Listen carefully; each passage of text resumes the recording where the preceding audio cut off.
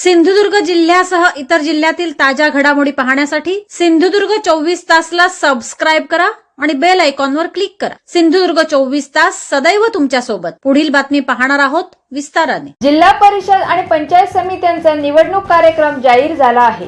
निवडणूक कालावधीत कोणताही अनुचित प्रकार घडू नये, कायदा व सुव्यवस्था अबाधित राहावी, तसेच नागरिकांना निर्भय वातावरणात मतदानाचा हक्क बजावता यावा यासाठी सर्व कार्यान्वयन यंत्रणांनी अत्यंत सतर्कतेने आणि जबाबदारीने काम करावे, असे स्पष्ट निर्देश जिल्हाधिकारी तृप्ती धोडमिसे यांनी दिले आहेत। यावेळी ते काय म्हणाले ते पाहूया। सर्वांना माहिती आहे, माननीय राज्य निवडणूक आयोगाने 13 जानेवारी 2026 रोजी 12 जिल्हा परिषद आणि 122 पंचायत समित्यांच्या सार्वत्रिक निवडणुकांची घोषणा केली आणि त्या दिवसापासून आपल्याकडे आचारसंहिता लागू झाली। कारण सिंधुदुर्ग जिल्हा त्याच्या अंतर्गत येणाऱ्या 50 गटांसाठी आणि 100 निर्वाचक गणांसाठी आपल्याकडे निवडणूक होऊ घातलेली आहे। तर त्या अनुषंगाने आपण आज जिल्ह्याचा एक प्राथमिक मीटिंगसाठी जमलेलो आहोत। जसं की 8 तालुके, त्याच्यामध्ये एकूण 50 गट आहेत, 100 आणि त्याच्या दुप्पट 100 गण आहेत पंचायत समित्यांसाठी। 8 पंचायत समित्यांसाठी हे 100 गण आहेत। सर्वात जास्त गट असणारे तालुके आहेत हे कुडाळ, सावंतवाडी जिथे 9 आहेत आणि सर्वात कमी असणारे आहेत दोडामार्ग आणि वैभववाडी जिथे 3 गट आहेत आणि 6 गण आहेत। हा निवडणूक कार्यक्रम आहे हा माननीय आयोगाने जाहीर केलेला आहे। तर जी मतदार यादी ग्राह्य धरण्यात येणार आहे ती 1 जुलै 2025 ची जी आपली भारत निवडणूक आयोगाने तयार केलेली यादी ती आपली मतदार यादी ग्राह्य धरली जाणार आहे आणि त्या याद्या आपल्या तयार आहेत। त्याची अंतिम यादी देखील आपण प्रसिद्ध केली होती यापूर्वी। आम्हाला जिल्हाधिकाऱ्यांना निवडणूक कार्यक्रमाची अधिसूचना जी प्रसिद्ध करायची आहे ती 16 जानेवारी म्हणजे उद्या आम्ही ती अधिसूचना प्रसिद्ध करणार आहोत आणि उद्यापासूनच म्हणजे 16 जानेवारीपासून ते 21 जानेवारीपर्यंत दररोज 11 ते 3 या वेळेमध्ये नामनिर्देशन पत्र स्वीकारले जातील। 16 जानेवारी ते 21 जानेवारीच्या मध्ये जो रविवार आहे त्या दिवशी नामनिर्देशन पत्र स्वीकारले जाणार नाही। छाननी ही 22 जानेवारी 2026 रोजी आहे। त्यानंतर 22 जानेवारी 2026 रोजी आहे। माघारी घेण्याचे दिनांक आहेत 23, 24 आणि 27। 25 आणि 26ला सुट्टी असल्यामुळे त्या दिवशी माघारी घेता येणार नाही आणि अंतिम उमेदवार यादी ही 27 जानेवारी 2026 रोजी दुपारी 3:30 नंतर चिन्ह वाटप झाल्यानंतर जाहीर केली जाईल। त्याच दिवशी चिन्ह वाटप असेल। 5 फेब्रुवारीला सकाळी 7:30 ते संध्याकाळी 5:30 या वेळेमध्ये मतदान घेतलं जाणार आहे आणि मतमोजणी ही त्यानंतर 2 दिवसांनी 7 फेब्रुवारी 2026 रोजी सकाळी 10 वाजल्यापासून आपण मतमोजणी सर्वत्र होईल। हे आपले सर्व निवडणूक निर्णय अधिकारी आणि सहाय्यक निवडणूक निर्णय अधिकारी, प्रत्येक तालुक्यामध्ये 1 निवडणूक निर्णय अधिकारी आणि 2 सहाय्यक निवडणूक निर्णय अधिकारी आपण डिप्लॉय केलेले आहेत आणि हे सर्व निवडणूक निर्णय अधिकारी त्यांच्या पद्धतीने तेथील सर्व प्रशासकीय स्टाफ पूल करून घेतील। त्याच पद्धतीने आपण जिल्हा स्तरावर देखील विविध समित्या स्थापन केलेल्या आहेत, विविध नोडल अधिकारी आपण नियुक्त केलेले आहेत, त्यांच्या टीम्स नियुक्त केलेल्या आहेत। त्यांची कालच प्राथमिक आम्ही मीटिंग घेतलेली आहे आणि त्यांना सर्व अनुषंगिक सूचना आम्ही दिलेल्या आहेत। तर प्रत्येक कमिटीचं काम हे कालपासूनच सुरू झालेलं आहे। ही साधारण मतदार संख्या मतदान केंद्राची संख्या आहे। टोटल 870 मतदान केंद्र आपल्याकडे आहेत। त्यामध्ये एका इमारतीत 1 मतदान केंद्र असलेली संख्या 620, 2 केंद्र असणारी 214 आणि एका इमारतीत 3 केंद्र असलेली 36 केंद्र आपल्याला दिसतात। सर्वात जास्त मतदार केंद्र संख्या ही कुडाळ तालुक्यामध्ये 153 इतकी आहे। त्यानंतर सावंतवाडीमध्ये 143 इतकी आहे। ही आपली मतदार यादी। मतदार संख्या स्त्री मतदार संख्या 3,01,903 आणि पुरुष मतदार संख्या 2,97,660 आणि एकूण मतदार संख्या आहे आपली 5,99,564। त्यानंतर हे उमेदवारांच्या साठीच्या सूचना आहे की नामनिर्देशन पत्र काय कसं असावं। जो आपल्याला आयोगाने विहित केलेला नमुना आहे त्यामध्ये त्यांनी नामनिर्देशन पत्र भरायचं आहे। त्यासोबत विविध प्रमाणपत्रे जसं मतदायित्व असेल, गुन्हेगारी पार्श्वभूमीचे प्रमाणपत्र, शौचालय वापराबाबत असेल, तसेच पक्षाच्या कडून निवडणूक लढवत असतील तर फॉर्म 2A, 2B याच्या प्रती जात प्रमाणपत्र लागू असेल तर जात प्रमाणपत्र, जात वैधता हे देणं आवश्यक आहे आणि त्याच पद्धतीने ते आपल्या जिल्ह्याच्या मतदार यादीत आहेत याचा त्यांनी उतारा काढून त्याची प्रत आपल्याला नामनिर्देशन पत्रासोबत द्यायची आहे. शपथपत्र हे स्टॅम्प पेपरवर सादर करायचं नाहीये, साध्या पेपरवर देखील त्यांनी स्वतःची स्वाक्षरी करून सक्षम प्राधिकारी यांच्याकडे ते शपथपत्र देऊ शकतात. हे 2 2 ब जे पक्षाच्याकडून निवडणूक लढणार आहे तर त्यासाठी आहे. तर पक्षाकडून आम्हाला अधिकृत जे त्यांचे ते जे ज्यांना नेमून देणार आहेत की ज्यांच्याकडून उमेदवारांचे 2 ब येतील तर ते 2 आमच्याकडे उद्यापासून स्वीकारले जातील 21 तारखेपर्यंत.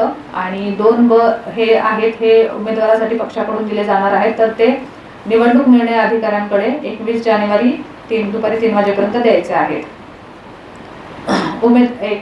उमेदवारी मागे घ्यायचे असेल तर समक्ष उमेदवारांनी आणि किंवा त्यांच्या निवडणूक प्रतिनिधीने घ्यायचे आहे. ऑनलाईन यावेळेस कुठलीही प्रक्रिया यावेळेस ऑनलाईन नाही आहे. तर मतदान केंद्राध्यक्ष, मतदान अधिकारी यांच्या नेमणुका ह्या निवडणूक निर्णय अधिकारी करतील आणि त्या स्तरावरतीच त्यांच्या नेमणुका आणि त्यांचे जे काही 2 किंवा 3 प्रशिक्षणाचे नियोजन होते ते त्यांच्या स्तरावरती करण्यात येतील. राजकीय पक्षांची बैठक आपण जिल्हा स्तरावरती आजच सकाळी आपण केली आहे आणि त्यांना सर्व सूचना दिलेल्या आहेत. त्याच पद्धतीने निवडणूक निर्णय अधिकारी स्तरावर देखील राजकीय पक्षांची बैठक घ्यावी असं आपण त्यांना सूचित केले आहे आणि त्या अनुषंगाने पुढील 2 दिवसात तिथे देखील बैठका होतील.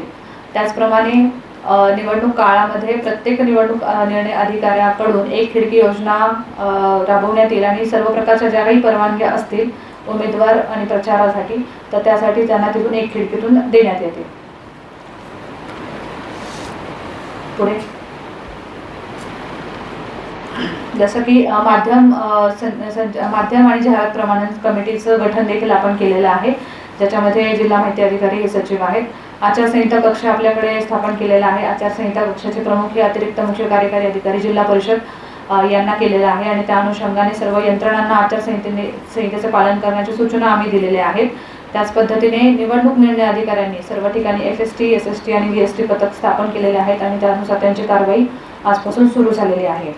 कायदा आणि सुव्यवस्थाबाबत आमची कालही एक मीटिंग झालेली आहे, आजही एक मीटिंग झालेली आहे. 14 जानेवारीच्या मीटिंगच्या अनुषंगाने जवळपास 133 परवानाधारकांची 134 शस्त्र जमा करण्याचे आदेश आम्ही दिलेले आहेत की ज्या शस्त्र परवानाधारकांवरती गुन्हे दाखल करण्यात आलेले आहेत त्यांचे शस्त्र आम्ही ताबडतोब जमा करून घेतोय आणि जे इतर परवानाधारक आहेत ज्यांच्यावरती गुन्हे दाखल नाहीत परंतु त्यांच्याकडे शस्त्र आहे तर त्यांनी शस्त्र जमा करावी यासाठी आम्ही त्यांना नोटीस बजावली आहेत आणि त्यांच्याकडून विहित काळामध्ये खुलासा घेऊन आम्ही त्याबाबत निर्णय घेणार आहोत.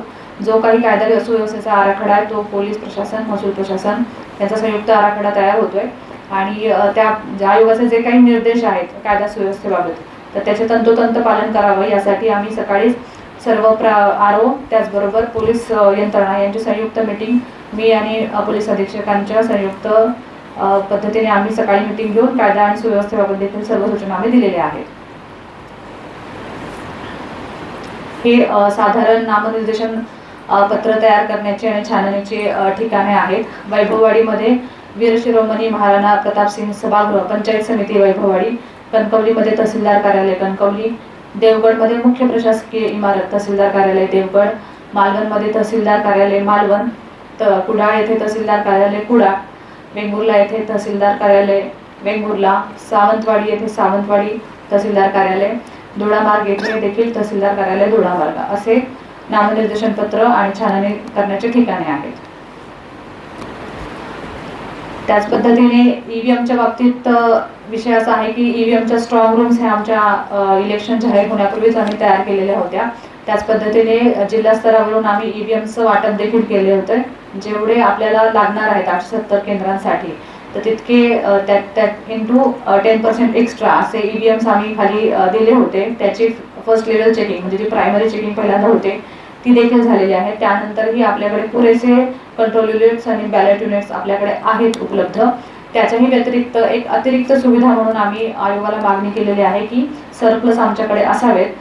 त्यासाठी आयोगाने देखील आम्हाला निर्देश दिलेले आहेत की महापालिकांच्या निवडणुका झाल्यानंतर ठाणे महापालिकेकडून तुम्ही अतिरिक्त EVMs तुम्ही घेऊ शकता. तर तशी मागणी आम्ही ठाणे महापालिकेला देखील केलेली आहे. त्यामुळे EVMच्या बाबतीत कुठलीही अडचण येणार नाही, स्ट्रॉंग रूमच्या बाबतीत कुठलीही अडचण येणार नाही याची आम्ही दक्षता पूर्णपणे घेतलेली आहे.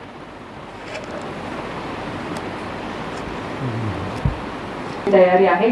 सर्व यंत्रणांना ताबडतोब कारवाई करायचे आम्ही आदेश दिलेले आहेत. त्यानंतर पोलीस अधीक्षक सर, तुम्हाला काय सांगायचं असेल एक्स्ट्रा? टप्प्याच्या सुरुवातीच्या अनुषंगाने मॅक्सिमम मॉड्यूल जसा निवडणूक यंत्रणेचा असतो, कलेक्टर मॅडमनी सर्वांना ब्रीफ केलेच आहे. पोलीस विभागाच्या दृष्टीने संपूर्ण प्रचार कालावधी किंवा आचारसंहिता लागू झाल्यापासून तर मतदान पूर्ण होईपर्यंत कायदा व सुव्यवस्था राखण्याच्या दृष्टीने प्रतिबंधक कारवाईवर जोर देण्यात येत आहे. जे काही त्रासदायक एलिमेंट्स आहेत, गुंड प्रवृत्तीचे इसम आहेत, अवैध धंद्यात व्यस्त असलेले इसम आहेत, यांच्याविरुद्ध प्रतिबंधक कारवाई जोमाने करण्यात येत आहे. त्याशिवाय आपला जिल्हा हा आंतरराज्य सीमेवर आहे.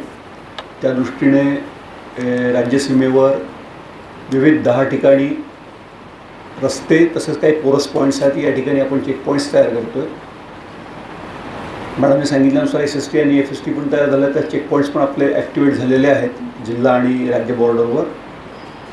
त्यात जे मनुष्यबळ आहे त्या मनुष्यबळामध्ये आणखी वाढ होईल, कारण सध्या आपला जवळपास 350पेक्षा जास्त पोलीस फोर्स हा मुंबई आणि मेट्रोपॉलिटन रिजनमध्ये जे काही निवडणूक कार्यक्रम चालू आहे त्याकरिता गेलेला आहे. आपला मनुष्यबळ तिकडनं येताच त्यामध्ये आणखी वाढ होईल आणि हा संपूर्ण कालावधी योग्य प्रकारे पार पाडावा याकरिता कायदा व सुव्यवस्था टिकवून ठेवण्याच्या दृष्टीने अवैध धंदे, शस्त्र आणि या संदर्भात सगळी कामगिरी चालू आहे.